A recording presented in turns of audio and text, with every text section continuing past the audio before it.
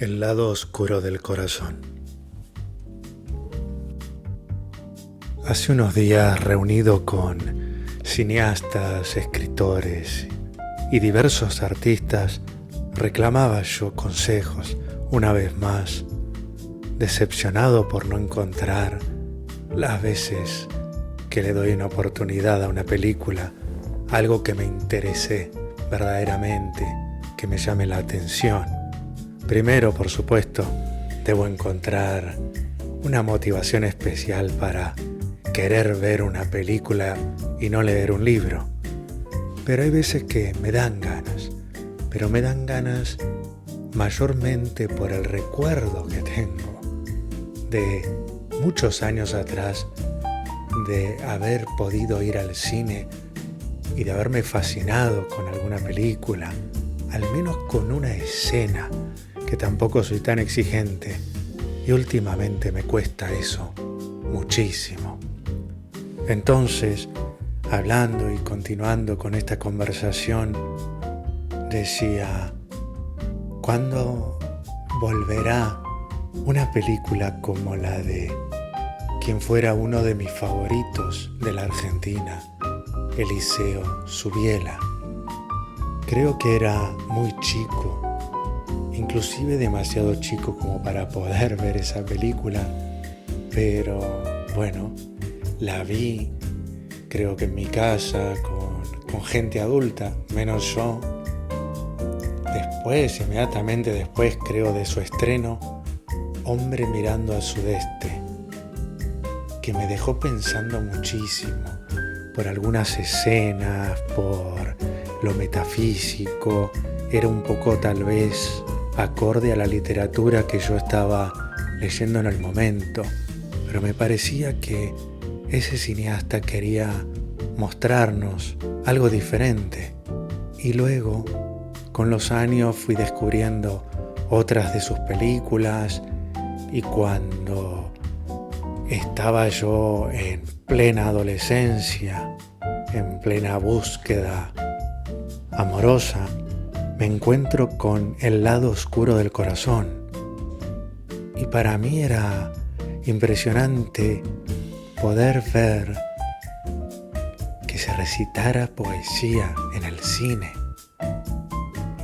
que un cineasta se animase a hablar de poesía y de la vida de un poeta, Oliverio Fernández, que es el nombre en la ficción que encarna excelentemente bien Darío Grandinetti.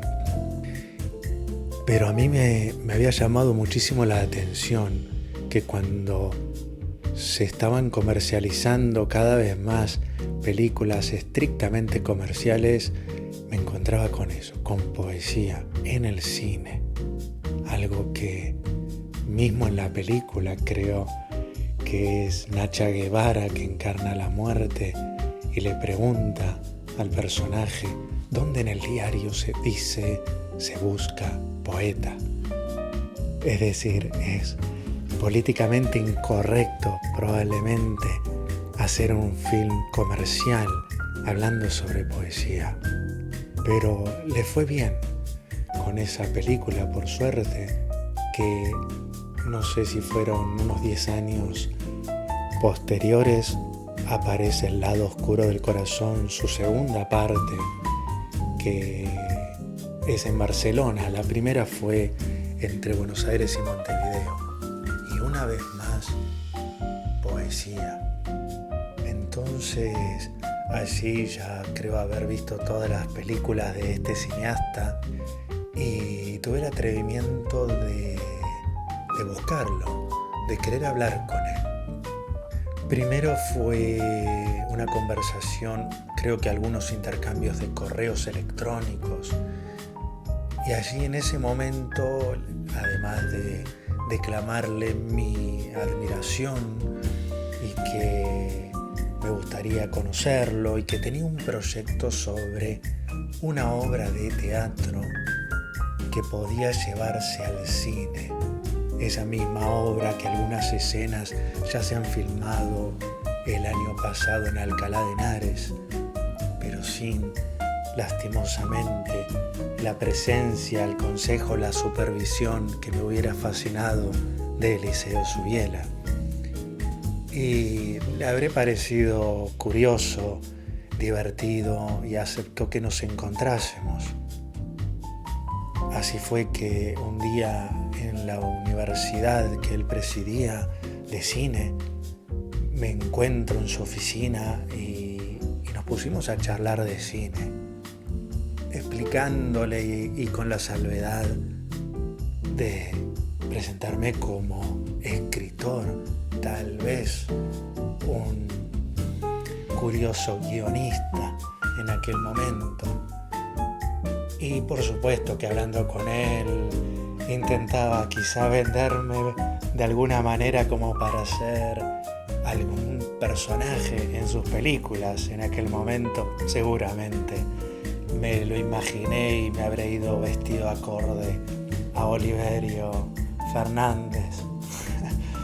Pero primeramente le agradecí diciéndole que para mí era muy importante poder conocer a la gente que en el mundo artístico yo admiraba y que tenía un guión donde con sus consejos y supervisión pudiéramos tal vez crear, no sé si una obra cinematográfica, pero teatral por cierto, en la que actuaría el mismísimo Luis Eduardo Aute y yo, y que es un poco el texto del primer libro mío, Reino de Albanta.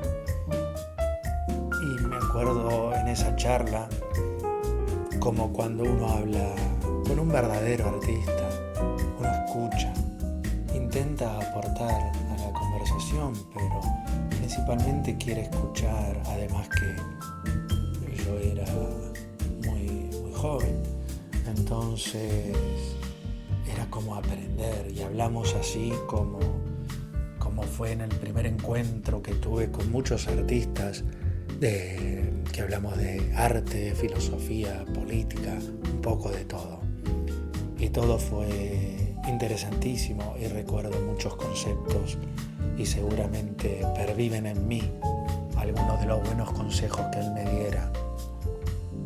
Entonces después comencé yo con mis viajes y demás, y cada tanto les mandé algún cariño, algún saludo,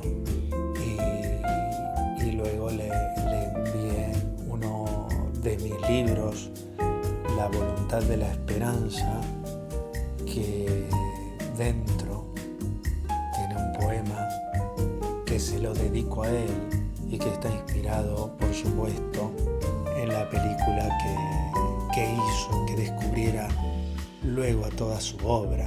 Su nombre lo escucho después de ver Hombre mirando a sudeste, pero me interesó sobremanera por este cineasta que se anima a hablar de poesía y que de hecho en muchas de sus películas su guión resulta muy y bastante poético.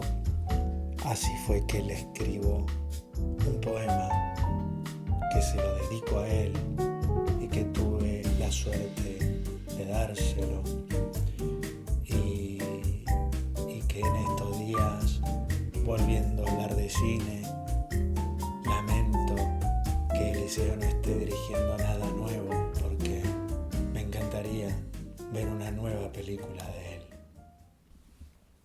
El lado oscuro del corazón, a Eliseo Subiela. Si existe un poeta que busca el amor y su vida lo hace dudar de la realidad, ¿quién podrá infundirle suficiente temor para no soñar que amar y volar son la libertad? Si la vida, que no es digna de ser cine, jamás ha seducido a ningún poeta, ¿qué hacer cuando un artista consigue percibir la profundidad del deseo de la letra?